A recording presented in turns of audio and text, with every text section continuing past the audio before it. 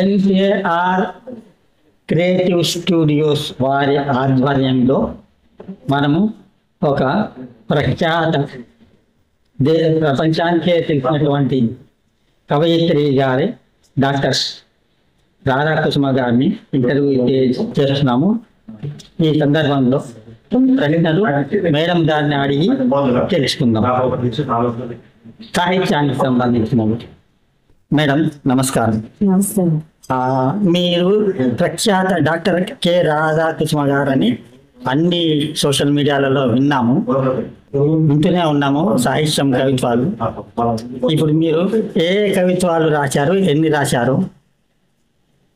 నేను కవితలు కనీసం ఒక 7-8 రాసి ఉంటాను సార్ కవితలు.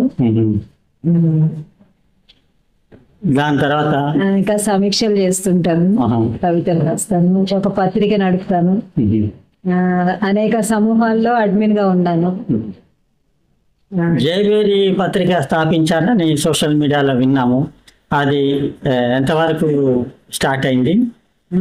అది మా తాతగారి పేరు మీద, కుసుమ ధర్మన్న గారి పేరు మీద సంస్థ స్థాపించాను. అయితే వారు మొట్టమొదటగా ఏర్పాటు చేసిన పత్రిక, నెలకొల్పిన పత్రిక జైబేరి. అయితే అదే పేరు మీద కుసుమ జైబేరి అని స్థాపించాను, పెట్టాను అనమాట. ఆ పత్రిక నడుస్తుంది. తర్వాత కుసుమ ధర్మాన కళాపీఠం కూడా స్థాపించారు. దాని పేరు మీద కూడా సాంస్కృతిక సాహిత్య కార్యక్రమాలు జరుపుతున్నారు.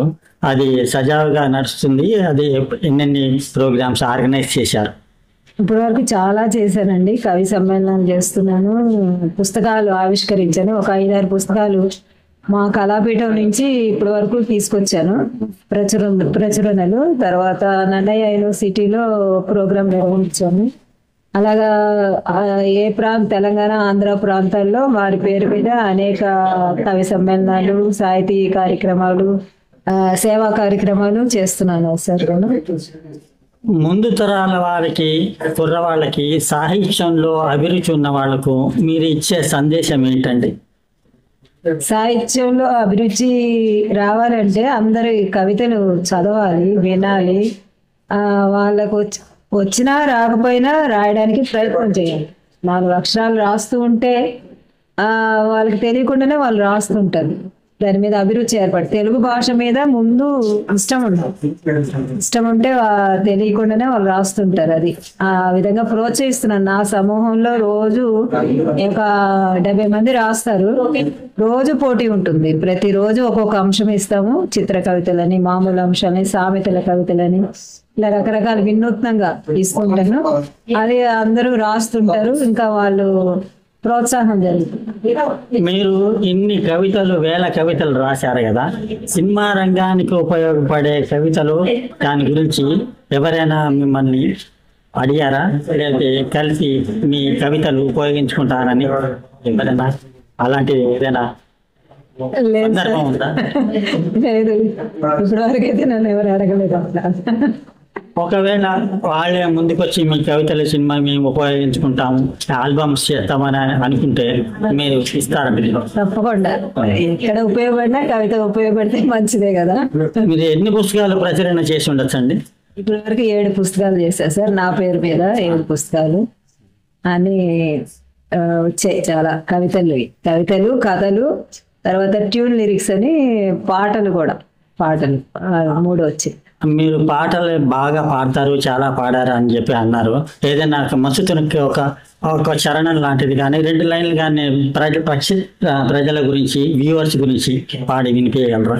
మీకు నచ్చింది ఏదైనా సరే? ఏం పాట అంటే మీకు నచ్చిన పాట ఏదైనా పాడుతుంటారు కదా, సోషల్ మీడియాలో చూస్తుంటారు జనాలు. ఆ ప్రేక్షకుల గురించి మీకు వీలుంటే పాడండి ఒక లైన్.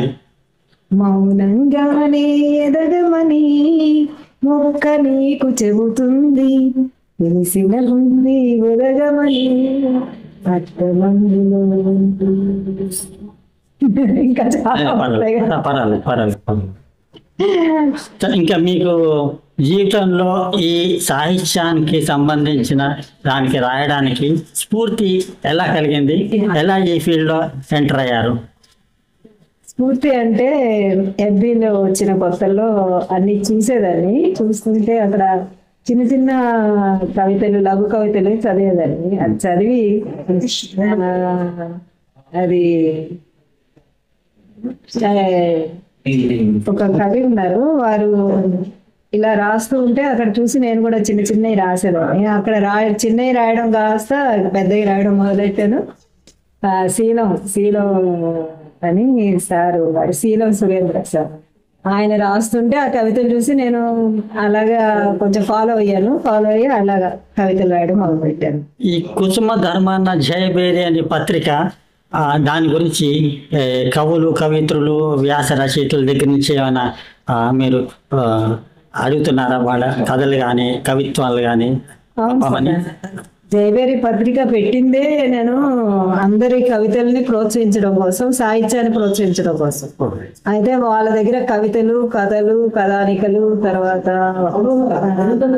ఏది రాస్తే అది, ఏది ఉంటే అది జోక్స్, వాళ్ళలో ఏది సృజనాత్మకతను కలిగించే ఏ అంశం ఉన్నా కానీ దాన్ని నేను తీసుకొని పత్రికలో వేస్తున్నాను. వేస్తే వాళ్ళకి కొంచెం ఉత్సాహం కలుగుతుంది, ఇంకా బాగా రాయడానికి ప్రోత్సాహం కలిగించడానికి ప్రయత్నం చేస్తున్నాను. Thank you madam, thank you madam, మీరు ఇచ్చిన ఇంటర్వ్యూకి. Thank you for NKR creative videos. Thank you sir.